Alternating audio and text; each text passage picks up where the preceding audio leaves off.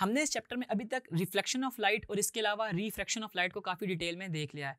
हमने इसके अलावा टोटल इंटरनल रिफ्लेक्शन के फिनोमेना को भी देखा कि कैसे अगर रिफ्रैक्शन को बढ़ाते जाएं यानी कि एंगल ऑफ इंसिडेंस, तो हमारे पास रिफ्रैक्शन जो वो टोटल इंटरनल रिफ्रैक्शन में चेंज हो जाती है। अब जो हम टॉपिक स्टार्ट करेंगे, आपकी बुक का बड़ा स्मॉल सा टॉपिक है रिफ्रैक्शन थ्रू प्रिज्म। इसको स्टार्ट करते हैं। ये है क्या कि बेसिकली ना प्रिज्म एक डिवाइस है जो ट्रांसपेरेंट है बिल्कुल, और इसमें एक एंड से हमारे पास लाइट एंटर होती है और दूसरे एंड से इमर्ज कर जाती है। यानी कि एक एंड जो होता है ना वहां पे लाइट इंसिडेंट हो रही होती है और दूसरे लाइट पे जो है इमर्ज हो रही होती है, और इनको इंसिडेंट रे और इमर्जेंट रे बोलते हैं।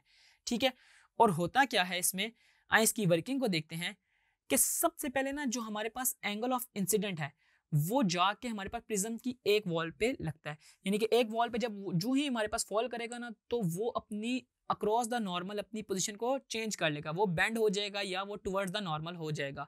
ये बात आपको पता है। लेकिन इसमें होता क्या है कि हमारा जो एंगल होता है ना, एंगल ऑफ इंसिडेंस, जो ही लाइन पड़ती है तो वो बिल्कुल स्ट्रेट हो जाती है, और वो स्ट्रेट होकर ना हमारे पास आप ये देख सकते हैं कि इस जगह तक आती है।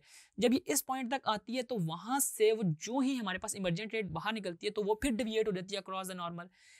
इसमें जहन में याद रखने वाली ये बात है कि आप जब इसका पेपर में क्वेश्चन आएगा तो आप इसमें कर क्या रहे होंगे, आपने सिर्फ ये बताना है इसमें कि जो इंसिडेंट रे है ना वो इमर्जेंट रे के बिल्कुल पैरेलल नहीं होगी, बल्कि वो अक्रॉस द नॉर्मल अपनी डायरेक्शन को चेंज कर रहे होंगे। ठीक है जी, तो इसमें आपने ये बताना है कि जो एंगल ऑफ इंसिडेंट है वो डिविएट कर रहा है, और यहाँ पे जिस तरह आई है ये आर है, और यहाँ पे हमारे पास जो आर है ना वो हमारे पास as a angle of incident treat हो रहा है दूसरे एंड पे, और वो जब बाहर निकला तो वो ई, और इसको हम एंगल ऑफ इमर्जेंस या फिर इमर्जेंट रे का एंगल ऑफ रिफ्रैक्शन भी कह रहे होंगे। तो यूं आपने इसकी वर्किंग को एक्सप्लेन करना है। इसमें आपने यही बताना है कि जो एंगल ऑफ इंसिडेंट है ना वो बिल्कुल भी एंगल ऑफ रिफ्रैक्शन के इक्वल नहीं होगा, और हमारे पास जो इंसिडेंट रे है वो इमर्जेंट रे के पैरेलल नहीं होगी।